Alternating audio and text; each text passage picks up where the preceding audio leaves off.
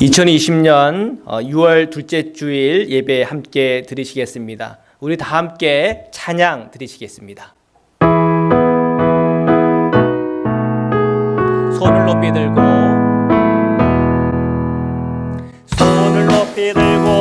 주를 찬양, 높은 곳을 향해 주를 찬양, 모든 만물들은 주를 찬양하라.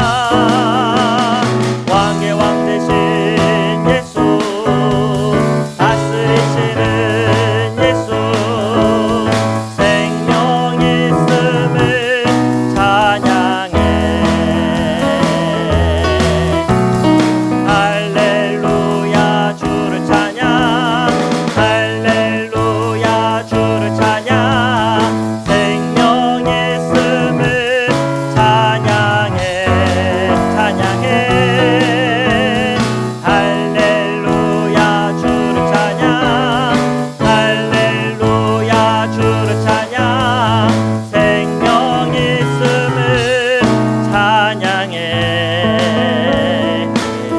예수 가장 귀한 그 이름, 예수 가장 귀한 그 이름, 예수 언제나 기도 들으사. 오 예수, 나의 손 잡아주시는 가장 귀한 그 이름, 예수 찬양하기 원하네. 예수 찬양하기 원하네. 예수 정과 나중 되시는 오 예수, 날 위해 고통 당하신 가장 귀한 그 이름, 예수 왕의 왕 되신 예수, 왕의 왕이 되신 주 예수, 당신의 끝없는 사랑. 오 예수, 목소리 높여 찬양해. 가장 귀한 그 이름.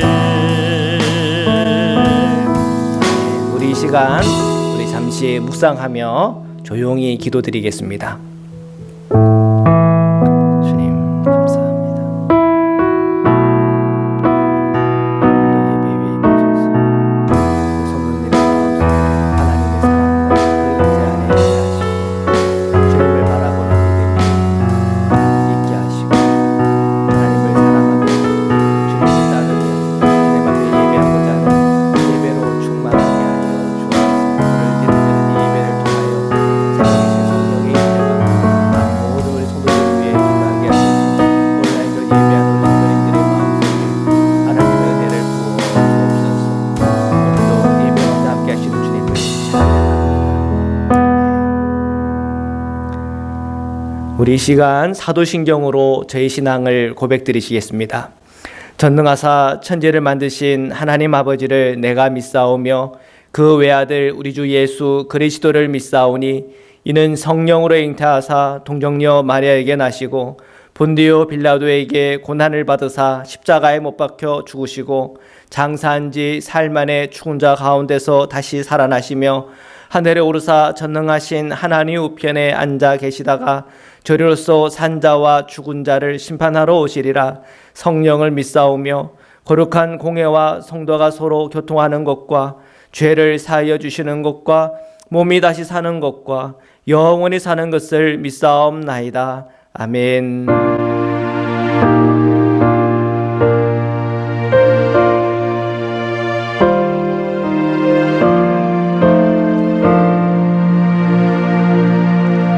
이 천지가 만물들아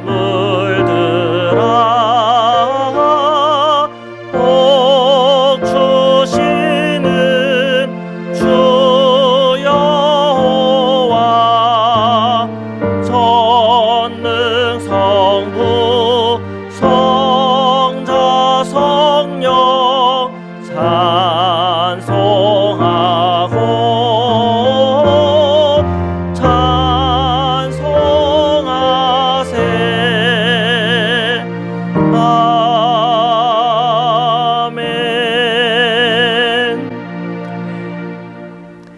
우리 함께 기도드리시겠습니다.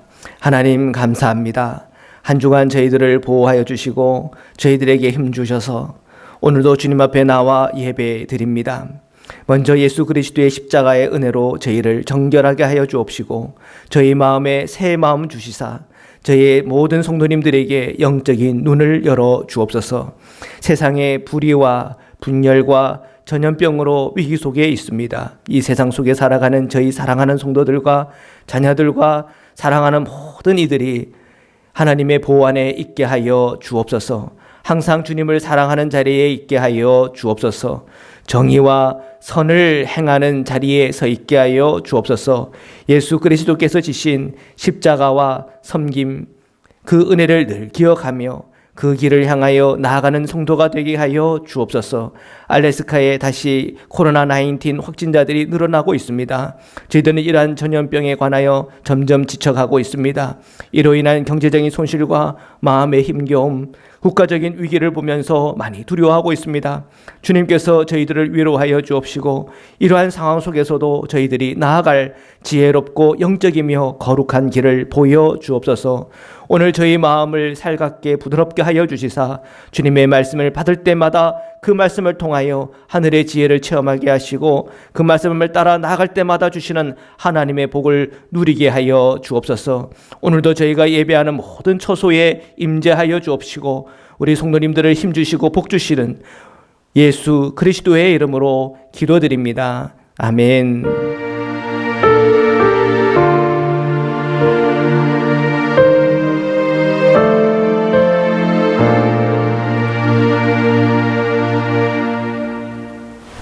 하나님의 말씀을 함께 봉독하도록 하시겠습니다. 로마서 2장 12절에서부터 16절 말씀입니다. 무릇 율법 없이 범죄한 자는 또한 율법 없이 망하고 무릇 율법이 있고 범죄한 자는 율법으로 말미암아 심판을 받으리라.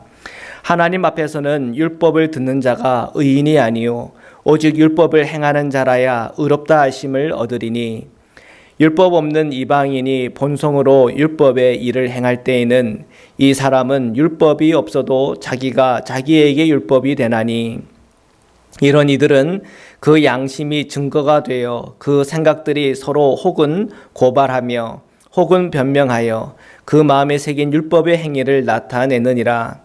곧 나의 복음에 이른 바와 같이 하나님이 예수 그리스도로 말미암아 사람들의 은밀한 것을 심판하시는 그날이라. 아멘. 의인의 조건이라는 제목 가지고 말씀을 함께 나누시겠습니다. 자, 오늘 우리가 이 말씀을 우리 함께 나누면서 먼저 우리 로마서 1장 17절을 함께 읽음으로 시작을 하고 싶습니다. 17절의 말씀입니다. 복음에는 하나님의 의가 나타나서 믿음으로 믿음에 이르게 하나니 기록된 바 오직 의인은 믿음으로 말미암아 살리라 함과 같으니라. 아멘. 자, 여기서 오직이라고 하는 이 말은 원문으로 보면 대라고 하는 원어입니다. 이 대라고 하는 이 말은 번역하면 그러나 그리고 또한 더욱이 지금이라고 하는 뜻입니다. 그래서 오늘 우리가 번역한 대로 읽으면 오직이라고 하는 번역이 사실은 좀 매끄럽지 않은 번역이라는 것을 느낄 수가 있을 겁니다. 그러면 왜 우리는 이 본문들이 이렇게 오직이라고 이렇게 번역이 되었나? 가장 큰 영향을 끼친 사람이 바로 마틴 루터입니다. 마틴 루터는 종교 개혁을 하면서 한 3가지 정도의 강력한 슬로건, 모토를 가지고 있었습니다.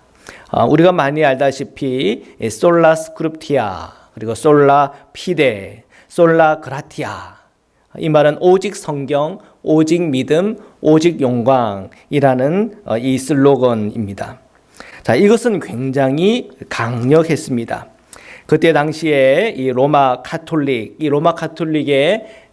이 타락한 로마 카톨릭을 저항하면서 마틴 루터는 이 3가지 모토를 걸었던 것이죠. 왜요? 그때 당시 교황의 권위가 너무 세서 그를 통제할 수 있는 것이 아무것도 없었습니다. 그래서 성경도 통제하지 못하니 이것은 참 답답할 노릇이죠. 그래서 마틴 루터가 종교개혁을 하면서 어떻게 교황의 권위가 성경보다 높이 있냐, 성경 아래로 내려와라, 이 얘기죠. 그래서 오직 성경, 그리고 그때 당시에 행위를 굉장히 많이 강조하면서 지나친, 그리고 말도 잘 되지 않는 그런 명목으로 헌금을 거두었습니다. 그리고 로마의 이 대베드로 성당을 건축을 했죠. 많은 빚을 내고 많은 노동력을 동원해서 그때 사람들에게 요구했던 게 행위였습니다. 그게 반대해서 마틴 루터는 솔라 피데, 오직 믿음으로, 이것의 슬로건을 걸었죠. 그리고 솔라 그라티아, 오직 하나님께 영광, 인간을 위한, 사람을 위한 그런 영광이 아니라 오직 하나님을 영화롭게 하고 하나님께 영광 돌려야 된다. 자, 이러한 중심을 가지고 마틴 루터는 이 세 가지 슬로건을 외쳤습니다. 자, 이런 슬로건을 외치다 보니까 자, 오늘 이 말씀도 뭐라고 되어 있습니까? 오직, 이런 게 오직 의인은 믿음으로 말미암아 살리라. 그래서 그냥 의인도 빼고 그냥 오직 믿음으로 이렇게 얘기하면서 우리는 그냥 읽었죠. 그렇지만 우리가 오늘 이 본문을 조금 더 정확하게 읽을 필요가 있습니다. 왜냐하면 정확히 읽어야 이 로마서의 핵심이 드러나기 때문입니다. 하바국 2장 4절인데요. 우리 함께 읽겠습니다. 보라, 그의 마음은 교만하며 그 속에서 정직하지 못하나 의인은 그의 믿음으로 말미암아 살리라. 하바국 선지서에 보면 이 말씀 그대로가 있습니다. 즉 사도 바울이 하나님께서 계시해 주셔서 우리에게 전한 말씀이 아니고 사도 바울이 이 하바국 2장 4절을 인용한 것이라고 하는 것을 확인할 수가 있죠. 자, 여기에 보면 오직이라고 하는 그런 말이 보이지가 않죠.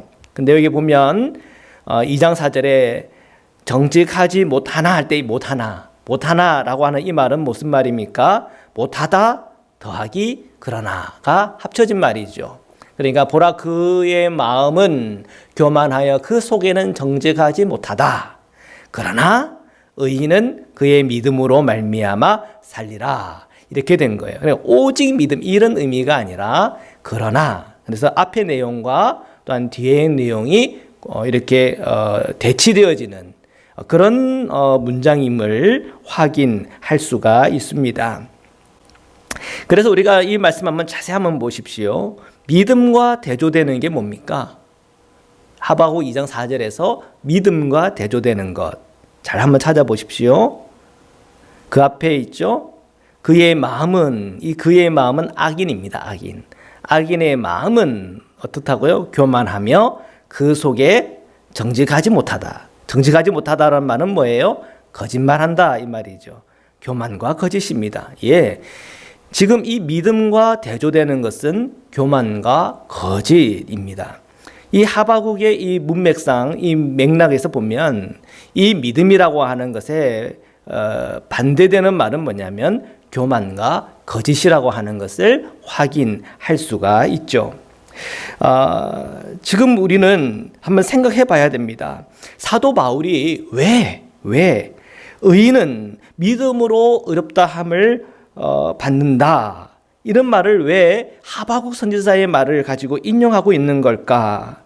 첫 번째는 그 이유를 생각해 보면 로마 교회의 형편을 한번 생각해 볼 필요가 있습니다. 로마 교회 안에는 이 유대파 그리스도인들이 가지고 있는 교만과 위선을 염두하고 있는 겁니다. 위선이라고 하는 게 뭡니까? 결국은 속이는 거죠.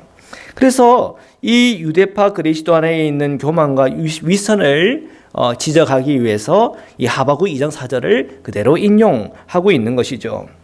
자, 두 번째는 우리가 이제 로마서를 읽다 보면 이 믿음과 관련되어서 우리가 이 복음과 관련되는 부분들을 만나게 되는데요. 예수 그리스도를 믿는 믿음, 그리고 예수 그리스도께서 가지고 계셨던 예수 그리스도의 믿음에 관하여 정말 온전한 이 복음과 연결하는 데 있어서 키가 되는 이 믿음, 그 믿음을 설명하기 위해서 지금 이 하바국 2장 4절을 인용하고 있는 것입니다. 자, 그런데 오늘 현대 사회는 심각한 인간의 타락을 보고 있습니다. 특별히 그리스도인이라고 하는데 나는 믿음이 있다고 하지만 믿지 않는 사람들과 별 차이가 없는 사람들, 우리 주변에 있습니까? 없습니까? 아무리 생각해봐도 믿음이 없는데 자기는 또 믿는데요. 자, 그런 분들 본 적 있어요? 없어요?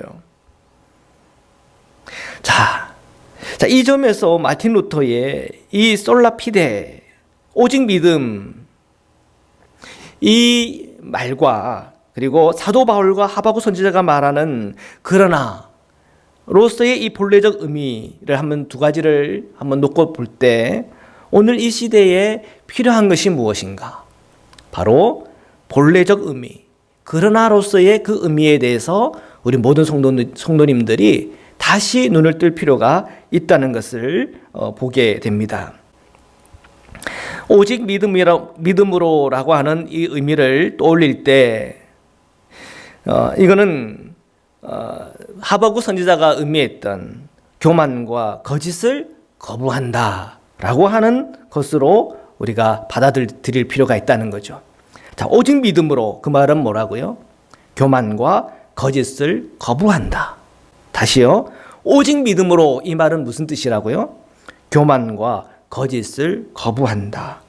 진정한 그리스도인으로, 진정한 믿음으로 다시 태어난다, 거듭난다. 그런 의미로 한번 생각해 보자는 거예요. 존 웨슬리 목사님, 감리교를 창시하신 분이시죠. 이분의 책 가운데 이런 게 있어요. 그리스도인의 완전. 사람들이 그리스도의 완전이라고 하면 굉장히 오해합니다. 너무 인간의 노력과 공로를 강조하는 게 아닌가. 어떻게 사람이 완전할 수 있냐. 근데 존 웨슬리 목사님은 그걸 얘기한 게 아니에요. 영적인 지식에 관하여 완전하다, 또는 인간의 연약성을 완전히 극복한다, 또는 세상 유혹에서 대하여 완전히 우리가 벗어날 수 있다, 이런 의미로 그리스도의 완전을 사용하지 않습니다. 그것은 불가능하다고 이 존 웨슬리는 말해요. 그러면 뭘 얘기하나? 바로 성결한 삶에 관하여 이야기하는 거예요. 자, 그리스도인의 완전이라고 하는 것은 그리스도인의 성결을 의미합니다. 자, 우리 그리스도인들이 예수 그리스도의 십자가 보혈의 피로 깨끗함을 받았습니다. 그게 성결이죠. 깨끗함을 받았으면 그리스도인은 어떻게 살아야 됩니까? 성결한 삶을 살아야 되겠죠. 이런 성결한 삶이라고 하는 것은 그리스도인의 특권이다 그랬어요. 특권이다. 맞죠? 우리 그리스도인의 특권 아닙니까? 성결한 삶, 거룩한 삶, 주님을 예배하는 삶. 그것은 그리스도인의 특권이지요. 그리고 얘기합니다. 그리스도인의 완전이라고 하는 것은 참된 그리스도인으로서의 어떤 정체성을 얘기하는 거예요. 그것은 무엇입니까? 믿음으로써 악한 생각과 우리의 악한 성품에서 해방되는 것입니다. 이것은 그대로 성화, 거룩하게 되어지는 과정으로서의 성화이죠. 예수 그리스도를 닮아가는 거죠. 그래서 존 웨슬리 목사님은 그리스도의 완전을 얘기했어요. 자, 오직 믿음으로, 이 말은 오늘 우리 모든 그리스도인들이 정말 주님의 온전한 말씀과 그 성령을 따라 행할 수 있는 완전한 순종의 삶을 살아가도록 우리를 견인해 준다는 것, 이끌어가 주신다는 것입니다. 자, 오늘 우리가 서론이 굉장히 길었지만 사실은 이 서론 안에서 오늘 저희가 나누고 싶었던 이야기들이 다 담겨져 있습니다. 자, 우리가 오늘 읽은 이 본문의 말씀 속에서 의인의 조건을 저희들이 한번 확인해 보고 싶습니다. 13절의 말씀인데요. 우리 함께 읽겠습니다. 하나님 앞에서는 율법을 듣는 자가 의인이 아니요 오직 율법을 행하는 자라야 의롭다 하심을 얻으리니. 아멘. 자, 율법을 듣는 자가 의인이 아니래요. 율법을 행하는 자라야 의롭다 하심을 얻는데요. 많은 그리스도인들이 사도 바울이 말하는 의인의 조건을 들으면서 그냥 이 말씀을 그냥 흘러 듣는 사람들이 많아요. 그냥 가볍게 듣고 지나칩니다. 왜냐하면은 우리 모든 그리스도인들이 그냥 믿으면 구원받는다, 이렇게 그냥 단순하게 생각하기 때문에 그렇습니다. 그래서 이 율법을 행하는 자라야 의롭다 하심을 얻는다, 이 말은 그 말에 그냥 없어도 되는 말 정도로 그렇게 생각하는 겁니다. 그래서 가볍게 생각하는 거죠. 그리고 이 말씀을 좀 자세히 또한 깊이 들여다보면 좀 불편합니다. 율법을 행하는 자라야 의롭게 된다고? 나 근데 그 율법대로 사는 삶이 부담스러워, 이런 게 먼저 내 마음에 작동이 되기 때문에 이 말씀이 굉장히 부담스럽고 또는 불편하죠. 그런데 우리가 진정한 믿음을 원하는 성도라면 이렇게 우리 마음을 불편하게 하는 이 말씀에 우리가 좀 더 깊이 머물고 묵상하면서 들여다볼 필요가 있습니다. 율법을 듣는 자가 의인이 아니요 오직 율법을 행하는 자라야 의롭다 하심을 얻으리니. 자, 이것을 오늘 우리 살아가는 그리스도인들이 좀 이해하기 쉽게 다시 한번 제가 해석을 해보겠습니다. 좋은 설교 또한 좋은 경건서적을 읽고 듣는 자가 의인이 아니요 오직 성령 안에서 행하는 자라야 의롭다 하심을 얻으리니. 굉장히 불편하죠. 정말 편안한 그리스도인의 삶이라고 하는 것은 예배에 꼬박꼬박 참석하고 적당히 봉사하고 적당히 헌금 내고 그리고 적당히 그리스도인으로 살아가는 것, 그냥 적당히 하는 것, 그것이 아마 편한 그리스도인의 삶이라 이렇게 여겨질 겁니다. 그런데 오늘 이 말씀을 좀 뜯어 읽어보면 굉장히 불편한 말씀이죠. 좋은 설교 들었다고, 그리고 좋은 경건서적을 읽었다고 내가 의인이 아니다. 오직 성령 안에서 실제로 내 삶 가운데 행해야 의롭다 하심을 받을 것이다. 그러면 이제 우리가 얘기할 거예요. 이게 무슨 얘기입니까? 그냥 믿으면 구원받는 것 아닙니까? 그런데 이렇게 이 말씀으로 저희들을 불편하게 합니까? 네, 오늘 주님의 이 말씀을 깊이 묵상하다 보면 불편해지는 게 사실이에요. 오늘날 우리 많은 성도님들이 감동적인 예화를 듣고 또 설교자들의 굉장히 열정적인 설교를 들으면서 흘러나오는 내 감동, 어떤 느낌, 이런 것을 내가 의지하고 내가 오늘 예배를 잘 드렸다, 이렇게 생각하는 분들이 많습니다. 그런데 오늘 이 말씀의 기준에서 보면은 착각인 거죠. 듣고 읽는 중에 내 마음속에 역사하는 성령의 터치를 여러분 느끼셨습니까? 자, 그러면 그것이 예배를 잘 드린 것이다 하고 끝나는 게 아니라 이제 시동이 걸린 겁니다. 시동이. 그리고 이제 이 온라인 예배를 딱 마치고 일어서면서 이제 출발하는 겁니다. 그러니까 시동을 걸고 바로 시동 끌고 끝나면 안 된다는 거죠. 우리의 예배라고 하는 것은, 또한 주님의 그 말씀을 듣는다고 하는 것은 날마다 시동을 거는 겁니다.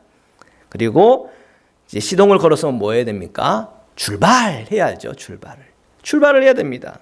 어디를 가든지, 키나인을 가든지, 스워드를 가든지, 알리에스카를 가든지, 호모를 가든지, 다운타운을 가든지, 시동을 걸었으면 가야 되는 겁니다. 그것이 진정한 예배요, 또한 믿음이라는 것입니다. 그리고 의인된 삶이라고 하는 것입니다. 에녹이 항상 주님 앞에 머물었던 것처럼, 그리고 요셉이 자신의 인생의 중요한 결정의 순간순간마다 늘 주님 앞에 있었던 것처럼, 예수님께서 항상 주님의 뜻에 머물러 있었던 것처럼, 그리스도인의 삶에 늘 행함의 자리에 주님의 말씀과 함께, 또한 주님을 예배하는 그 마음 중심으로 늘 우리가 성령과 함께 동행해야 한다고 하는 사실입니다. 율법을 행함으로써 의롭다 하심을 얻는다는 말은 굉장히 불편한 말씀으로 여겨질 수 있겠지만, 율법을 행함으로 의롭다 하심을 얻는다는 말이 매우 불편하게 여겨지는 성도님들은 한번 생각해 보시기를 바랍니다. 왜 그런가? 우리는 너무 단순하게 믿음으로 의롭다함을 받는다는 이 말의 반대는 불신지옥, 여기에 그냥 매달려 있는 겁니다. 더 나아가서 율법을 행함으로 의롭다 하심을 얻는다는 이 말을 믿음으로 구원을 받는다는 말의 반대로 생각하는, 앞에서 말했던 것 같이 오직 의인은 믿음으로 말미암아 살리라는 말의 반대는 오직 악인은 교만과 거짓을 가지고 산다라고 하는 말임을 기억해야 됩니다. 그렇다면 그리스도인은 어떻게 살아가야 하는가? 이 질문 앞에 사도 바울의 답변은 율법을 듣는 자가 아니라 율법을 행하는 자로 살아야 한다는 것입니다. 율법을 행하는 자란 하박국 선지자의 말로 믿음으로 하는 건데, 이 믿음이라는 건 내 안에 있는 거짓과 교만을 제거하면서 살아간다는 의미요. 그래야 진정한 율법의 실천자가 될 수 있다고 하는 것입니다. 어떻게 저희들의 마음의 거짓과 교만을 제거할 겁니까? 예수 그리스도의 십자가에 나는 죽고 예수로 살 때 가능한 거죠. 그렇다면 율법을 알고 있는 유대인들은 그렇다 치더라도 율법을 전혀 모르는 이방인의 경우는 어떻게 해야 됩니까? 12절의 말씀이죠. 우리 함께 읽겠습니다. 율법 없이 범죄한 자는 또한 율법 없이 망하고 무릇 율법이 있고 범죄한 자는 율법으로 말미암아 심판을 받으리라. 사도 바울은 12절에 율법을 알거나 율법을 모르거나 결국 율법으로 심판을 받는다고 말하고 있습니다. 자, 이에 대한 좀 더 심화된 얘기를 14절과 15절에서 하는데요. 우리 함께 읽겠습니다. 14절, 15절입니다.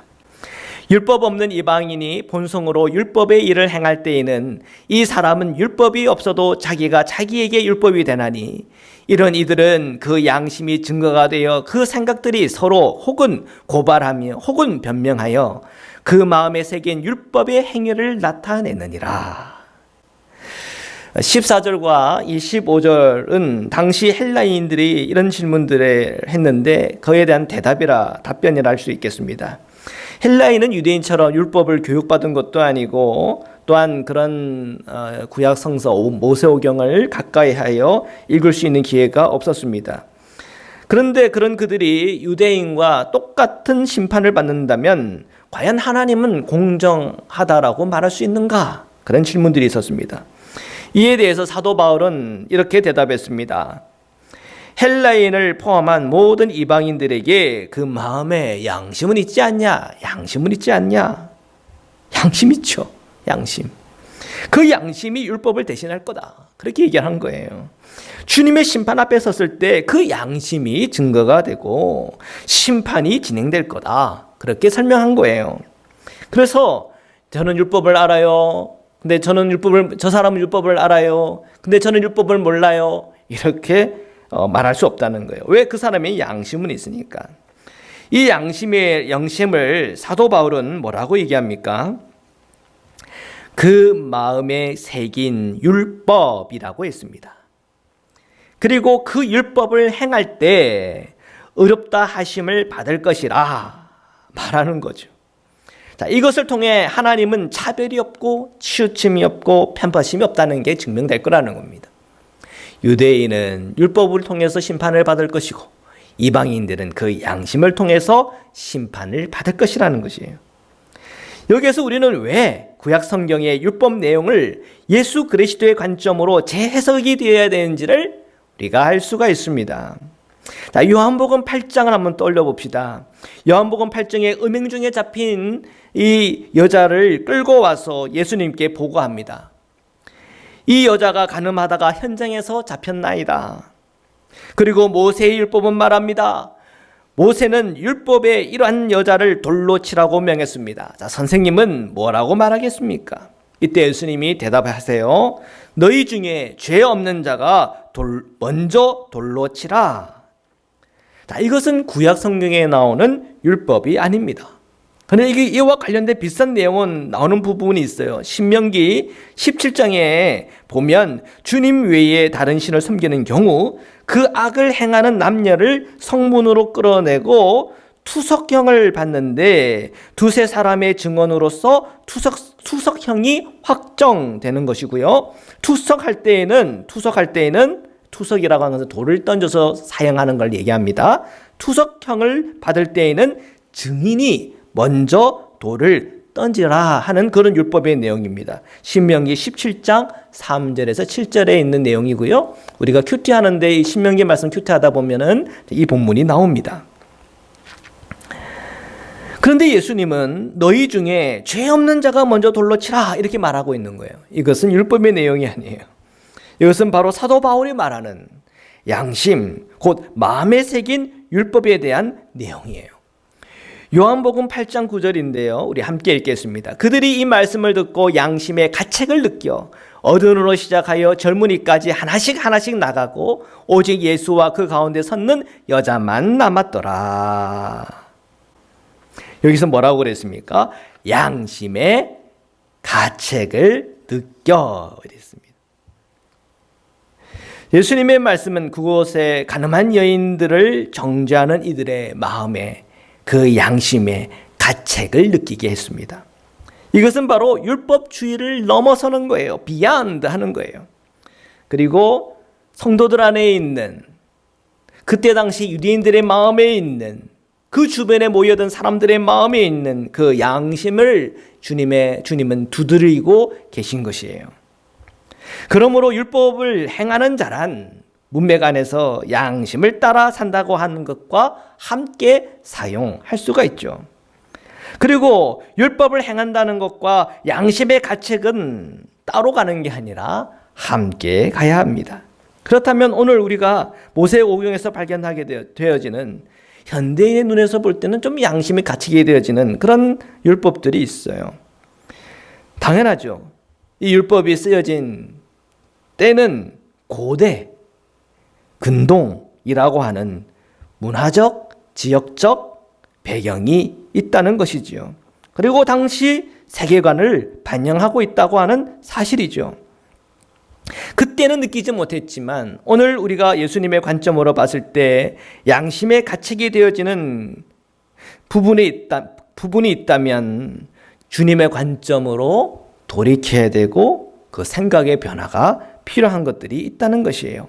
우리 안에 다 성령님이 계세요. 그 성령의 말할 수 없는 그 탄식이 느껴지는 부분들이 있을 때 새롭게 이해되어지고 영적으로 눈 열어봐야 될 그런 본문과 그런 율법들도 있죠.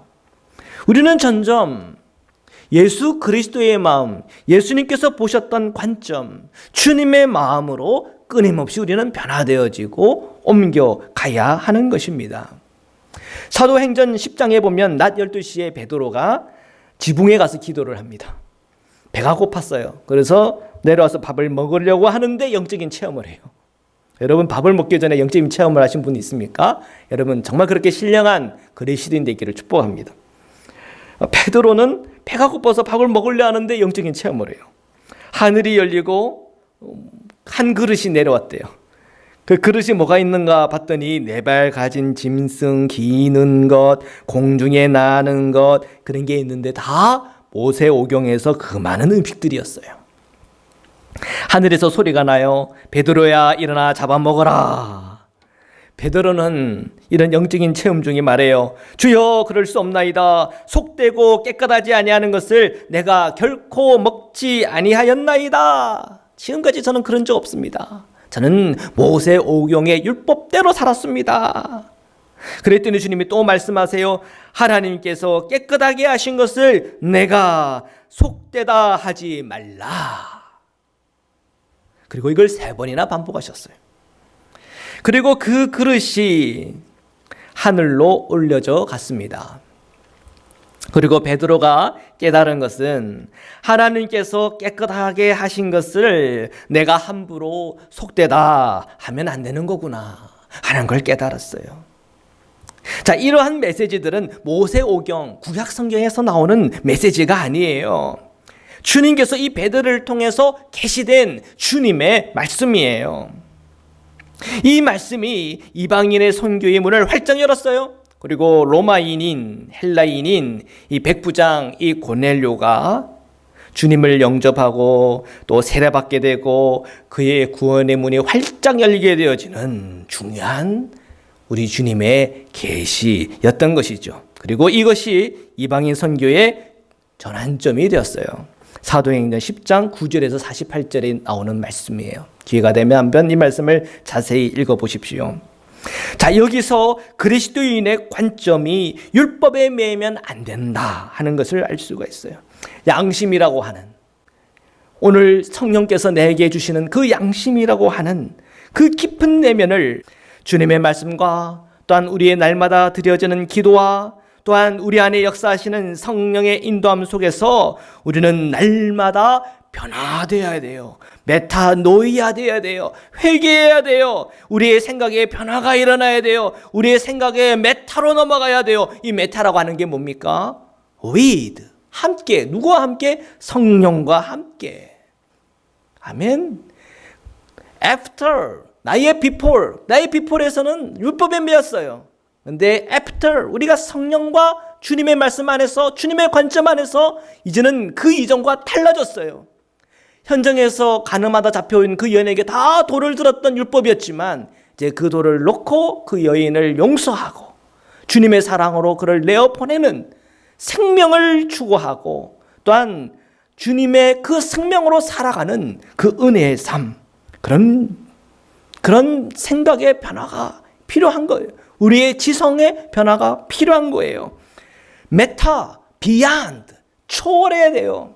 율법을 초월해야 돼요. 그래야 율법이 완성되어지는 거예요. 우리 예수님께서 오늘 우리에게 사도 바울을 통해 주시는 주님의 메시지를 깊이 한번 들어보시기를 바랍니다. 자, 이제 우리가 이 복음과 이 심판의 중심에 서 있는 예수 그리스도를 한번 살펴보려고 그래요. 16절의 말씀입니다. 함께 읽겠습니다.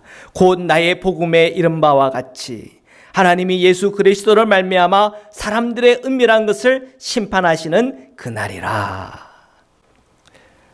사도 바울은 16절에 나의 복음에 이른 바와 같이 이렇게 운을 뗍니다. 자, 그러면 나의 복음이라고 하는 이 메시지의 전체는 지금 요게 다 여기에 되어 있습니까? 그렇지는 않죠. 나의 복음의 전체는 아마 로마서를 다 읽으면 사도 바울이 말하는 복음이란 이런 거구나 하는 전체 그림이 그려질 거예요.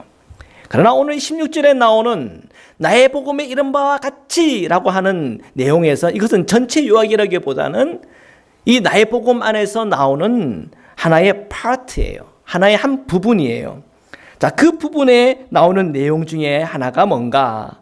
오늘 본문에 그대로 우리가 읽으면 되겠죠. 하나님이 예수 그리스도로 말미암아 사람들의 은밀한 것을 심판하시는 그 날. 맞잖아요. 우리는 그 날이 있다고 하는 것을 다 믿고 우리는 살아가요. 그래서 우리가 예수 그리스도의 십자가의 보혈의 피로 깨끗함을 받고 구원을 받았습니다. 그리고 예수 그리스도와 함께 날마다 동행하며 우리는 살아갑니다. 그리고 날마다 우리는 그 십자가에서 나는 죽노라 하면서 나는 죽고 예수의 생명으로 살아갑니다. 자, 이것이 바로 총체적인 이 복음의 전체 내용이에요. 그런데 그 내용의 한 부분인 이 종말에 관련된 내용을 지금 얘기하고 있는 거예요. 사람들의 은밀한 것을 심판하는 그날을 말하면서 그 한복판에 지금 누가 계시는 겁니까? 예수 그리스도께서 계시다고 하는 것을 이 16절을 통해서 우리에게 보여주고 계십니다. 여기서 우리가 깨달아야 될 것이 있습니다. 율법을 소중하게 생각하는 유대인이나 율법의 배경 밖에 있는 이방인, 그러나 그 마음에 있는 양심을 통해서 우리를 이끌어가고 있는 이 놀라운 율법과 양심의 역할들이 분명히 있겠죠. 그 율법과 양심을 거스름 없이 날마다 우리는 살아가야 되겠죠. 그런데 그것이 예수 없이는 안 된다는 거예요. 왜? 그 심판의 중심에는 예수 그리스도가 계시니까. 우리가 예수 그리스도 없이 오직 다만 율법을 지킴으로 또는 내 양심을 따라 사는 것으로 부족하다는 것이에요. 예수 그리스도와 함께, 이 메타의 의미가 중에 with라고 하는 의미가 있죠. together이라고 하는 의미가 있죠. 예수와 함께예요. 예수 없이는 불가능해요. 예수와 함께, 예수와 함께. 자, 이걸 얘기하는 거예요. 우리가 어떤 형편에 있든지, 우리가 문화적으로 다르고 인종적으로 다르고 언어가 다르고 어떤 성경을 아는 지식이 다르고, 어떤 사람은 많이 알고 적게 알고, 또 우리가 돈이 많고 적고, 뭐 잘생기고 못생기고, 뭐 여성이고 남성이고, 뭐 흑인이고 백인이고, 뭐 아시안인이고, 뭐 이런 걸 다 떠나서 율법 그리고 이 양심이 말하는 바른 길을 걸어야 한다고 하는 것을 우리는 늘 알아야 돼요.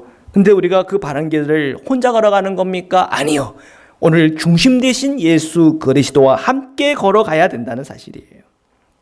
만약에 예수님을 무시했다, 그러면 이 율법으로, 오직 율법으로 행한다 라고 할 때 이것이 얼마나 우스운 얘기고 형편없고 불가능하다는 것을 처절하게 체험하고 경험하게 될 거예요. 우리 인간의 본성의 민낯이 다 드러날 거예요. 얼마나 우리 안에 있는 부끄러운 욕심이 나를 이끌어가고 있는가, 그 실제가 그대로 다 드러날 거예요. 오직 예수 그리스도를 통하여 십자가의 은혜와 그리고 이 십자가에서 나를 처리하는 이 자아의 죽음이라고 하는 이 놀라운 이 십자가의 이 복음, 완전한 복음 없이는 우리가 오직 율법으로 행한다라고 하는 그 의지가 결코 완성될 수 없다고 하는 사실을 알게 될 거예요. 우리는 기억해야 돼요. 모든 심판의 중심에는 예수 그리스도가 계세요. 그렇기 때문에 우리가 예수 그리스도 없이 율법과 양심을 따라 의롭게 되는 일은 불가능하다는 것이에요. 사도 바울은 나의 복음, 이 나의 복음은 십자가와 부활을 통해 회개와 또한 자아의 죽음을 통하여 변화되고 또한 새로운 존재가 되어지는 길을 우리에게 보여주고 있습니다. 사랑하는 성도 여러분, 오늘도 우리가 성령님을 따라 또한 우리를 구원하시고 또한 십자가를 통하여 복음의 완성을 오늘 우리에게 보여주신 예수 그리스도와 함께 의인의 조건을 충족하며 또한 정말 성령 충만한 예수 그리스도를 따르는 제자요 군사 되시기를 주님의 이름으로 축복합니다. 우리 함께 기도드리시겠습니다. 살아계신 하나님 감사합니다. 오늘 저희가 주님의 말씀 앞에 섰습니다.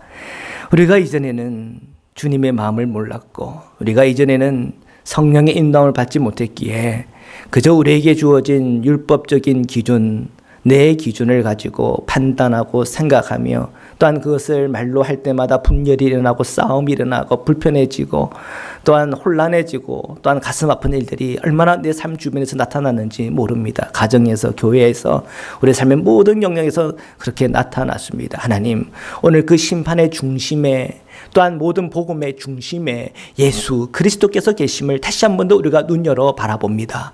예수 그리스도를 내 마음의 중심으로 삼고 주님의 마음과 주님의 중심을 가지고 이웃들을 살펴보고 내 형제 자매들을 바라보며 우리 교우들을 함께 바라보며 믿음의 삶을 함께 살아갈 때 항상 우리 마음에는 편안함이 있게 하시고 은혜의 충만함이 있으며 정죄하거나 판단하지 아니하며 안에서 우리가 서로 사랑하며 허물을 감춰주며 오직 예수 그리스도의 제자로 예수 그리스도의 훌륭한 군사로서의 삶을 살아갈 수 있도록 저희 사랑하는 성도님들을 붙잡아 주시옵소서.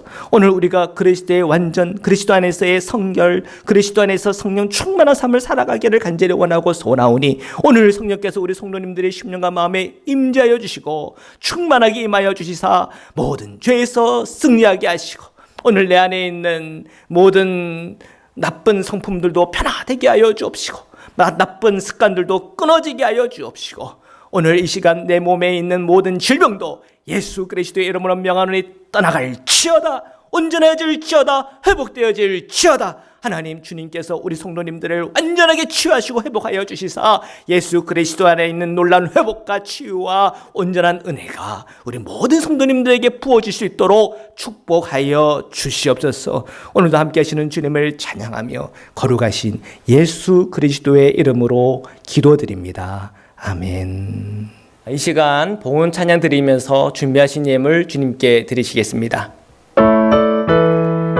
320장입니다.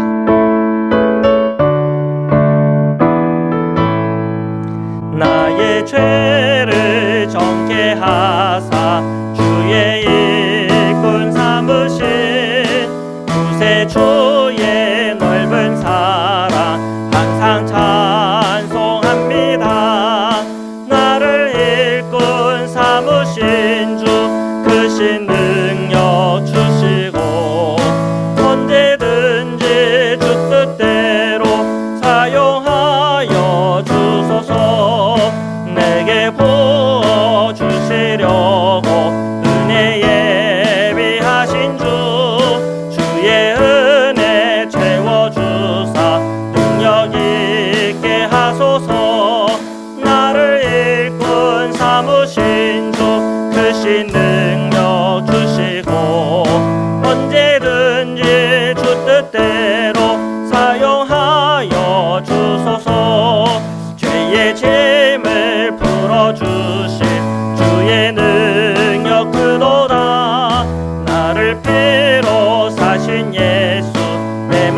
보게 오소서.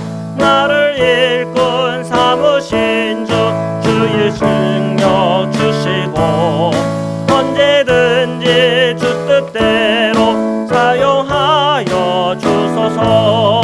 주여 내게 성령으로 충만하게 채우사 생명수가 강물처럼 흐르게 하옵소서. 나를 일꾼 삼으신 주 크신 능력 주시고 언제든지 주 뜻대로 사용하여 주소서.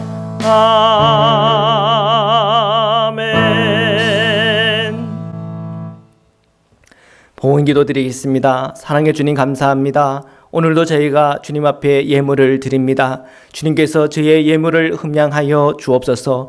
예물이 쓰여지는 곳곳마다 예수 그리스도의 십자가의 능력과 은혜가 드러나게 하여 주옵소서. 그 드린 손길을 축복하여 주옵소서. 저희 자녀들과 저희에게 주어진 그 모든 기업을 복주시사 그 모든 일을 통하여 주시는 하나님의 복과 사랑과 은혜를 누리게 하여 주옵소서. 우리 흩어져 있는 우리 사랑하는 성도님들 그리고 흩어져 있는 모든 교우들 함께 주님께서 동행하여 주시사 안전하게 하시며 하나님의 크신 사랑으로 돌보아 주옵소서. 함께 하시는 주님을 찬양하며 거룩하신 예수 그리스도의 이름으로 기도드립니다. 아멘.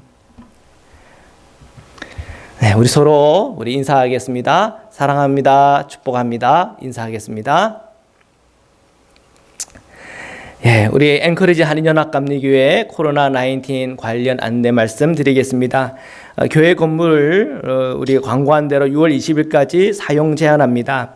이번 주 중에 한 번 더 광고가 나가겠는데요. 아직 저희 연회 감독님께서 더 연장할지 여기서 우리가 그치고 이제 다음 단계로 들어갈지 아직 결정을 못 하셨습니다. 그래서 아마 이번 주 금요일 안에는 광고가 나가지 싶습니다. 그래서 여러분 광고를 끝까지 잘 귀를 기울이시고 그렇게 우리가 함께 움직여 주시면 되겠습니다.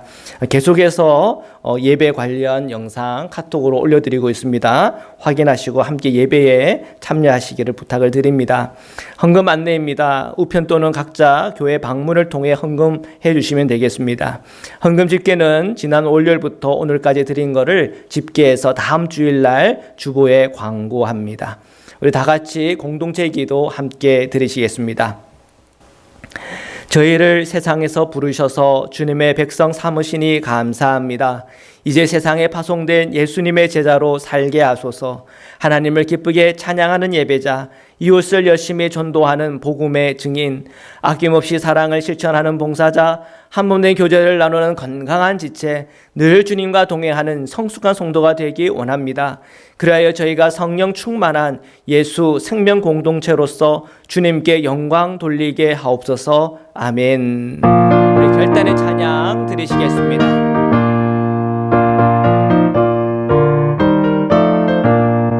오랫동안 모든 죄 가운데 빠져 더럽기가 한량 없던 우리들 아무 공로 없이 구원함을 얻어 하나님의 자녀 지금 되었네.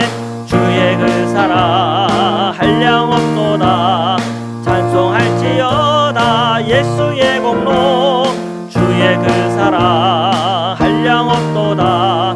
찬송할지어다 예수의 공로. 주의 보혈로서 정결하게 씻겨 죄악에서 떠난 몸이 되었고 세상 근심구름 한 곳 없어지니 하나님의 빛이 영화롭도다. 주의 그 사랑 한량 없도다. 찬송할지어다 예수의 공로. 주의 그 사랑 한량 없도다. 찬송할지어다 예수의 공로. 죄의 깊은 잠과 뜬 세상의 꿈을 어서 깨어나라 나의 친구여. 은혜 받은 날과 구원 얻을 때가 지금 온 세상에 선포되었네. 주의 그 사랑 한량 없도다. 찬송할 예수의 공로 주의 그 사랑 한량없도다 찬송할지어다 예수의 공로. 아멘. 이제는 우리를 구원하시고 영원한 생명의 문을 열어주신 우리 주 예수 그리스도의 한량없는 은혜와 우리를 사랑하시되 끝까지 사랑하시는 하나님의 사랑과 오늘 저희들의 마음에 있는 그 모든 더러운 죄를 이기게 하시며 십자가의 보혈의 피로 속죄하시며 또한 하나님의 사랑과 은혜의 길로 나아갈 수 있는 은총을 주시는 성령의 교제 교통하심이 온라인 통해 예배하는 사랑하는 모든 성도님들과 흩어지는 성도들과 저희 모든 자녀들 위해 지금부터 영원토록 함께 하시기를 간절히 축원하옵나이다. 아멘.